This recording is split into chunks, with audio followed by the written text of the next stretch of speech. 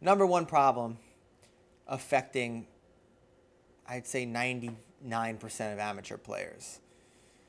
Narrow your fucking range, okay? This is the fundamental rule in poker. Poker coaching, poker playing, everything. Is basically the better you are, the more hands you can play. The worse you are, the fewer hands you can play.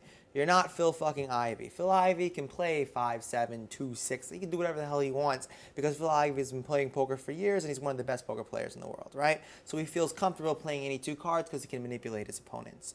The majority of my poker students don't feel that comfortable playing any two cards, therefore they shouldn't.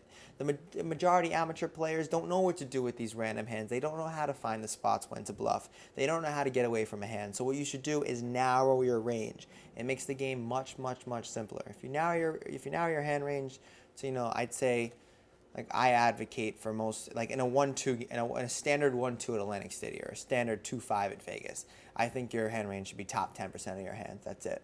So top 10% of your range. Aces, kings, queens, jacks, 10s, 9s, 8s.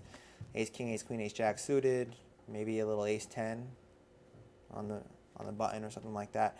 Narrow your range. Because the fact of the matter is how you exploit other players at these trashy games, 1, 2, 2, 5, Atlantic City, is that their hand ranges are huge. So they play any two cards. So you extract value from your opponents by narrowing your hand range. So it's like the standard dumbass opponent who overvalues like a bullshit hand like king queen, so they'll raise king queen under the gun, and you'll re-raise ace king in position, and they'll call you out of position, and a king will flop, and all of a sudden they think king queen's good on a board when you're extracting tons of value because you have ace queen, and they're like, oh my god, they have ace queen, and you stack them.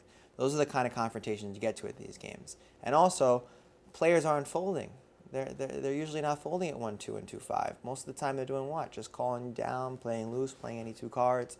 So the only way to really play is to extract value. And you extract value usually in these games by narrowing your hand range and betting, and having them call, and then stacking them off. It's a very simple principle, but I think people don't really get it. They basically they play any two cards, they limp too much. It's not good. You need to narrow your range as much as possible, especially if you don't know what you're doing. Phil Ivey and the Phil Galfins of the world and the Tom Dwans, they could play any two cards because they're bringing a lot to the table. Most players don't.